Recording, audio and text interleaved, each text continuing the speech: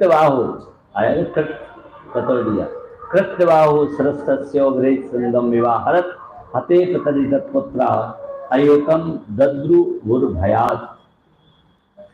अब जब उसकी जो 1000 भुजाएं थी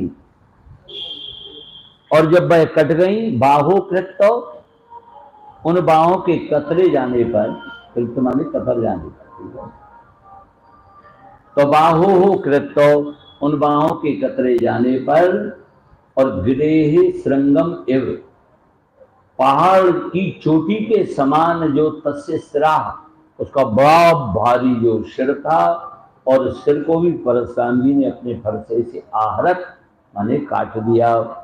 लिखते जाना जहां जहां जो जो प्रसंग हो रहा है, नहीं तो वही दोना वाली कथा सुन रहे हो तो बाद में पंडाल से जाते समय दोना लेके जाना है बूंदी का। ये कथा सुनानी है आपको, इसलिए लिखते जाइए, कथा में मत डूबिए, केवल श्रोता नहीं बल्कि वक्ता बनने की भी तैयारी करिए, ठीक है ना। तो उन्होंने जैसे कोई पहाड़ की चोटी वैसा बड़ा भारी उसका सिर था, लेकिन परशुराम जी ने और अपने फरसे से उसके सिर को भी काट दिया। और पितरी हते, इधर भीतर जो उनके लड़के थे उनको पता चला, जब तक वो बाहर आए देखा तो पिताजी के सिर का कत्लेआम हो रहा था, कटर चल रहा था। हते पितरी, सामने ही पिता के मार दिए जाने पर, तत् अयोतम पुत्रा, उसके पुत्र थे, अयुत माने 10,000, लिख लो वहां पर, उसके 10,000 पुत्र, सिर कटते ही, और अयुतम तत् अयुतम पुत्रा, उसके जो 10,000 पुत्र थे, और वो सब के सब भयात दुद्रुभु, डर के मारे भाग गए, जिन्हें भी लड़ने लग गए।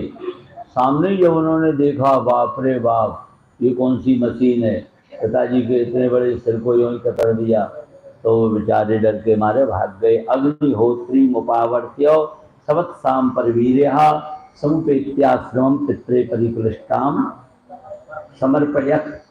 और परिक्लिष्टाम, अग्निहोत्री जो ऋषि के आश्रम से बलात् अपहृत करके लाई गई थी, रो रही थी, ऐसी उस परिक्लिष्टाम अग्निहोत्री, उस दुखी कामधेनु को सवत्साम उपावर्त्यो, बछड़े के सहित लौटा करके, और पर वीर्यः आश्रमम समुपेत्यो, और शत्रु वीरों को मारने वाले परशुराम, उन्होंने आश्रमम समुपेत्यो, आश्रम में आकर के, और पित्रे जो परिक्लिष्टाम पित्रे जो दुखी पिता थे, अपने दुखी पिता को समर्पयत, यानी उनको ला करके सौंप दिया।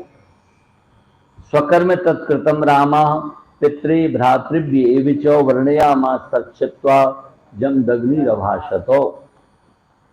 रामा स्वकर्म तत्कृतम, स्वकर्मों, परशुराम ने अपना किया हुआ वह कर्म।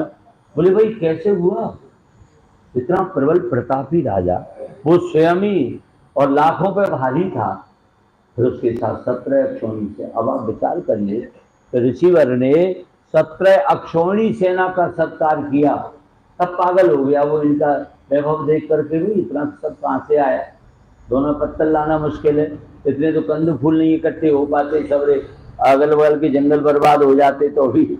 और इस भले आदमी ने मेवा मिश्री मिष्टान ऐसे ऐसे पदार्थ और पेय पदार्थ के जो स्वर्ग में भी दुर्लभ हैं वो दिए, तो इसलिए पागल होना स्वाभाविक था बेचारे का।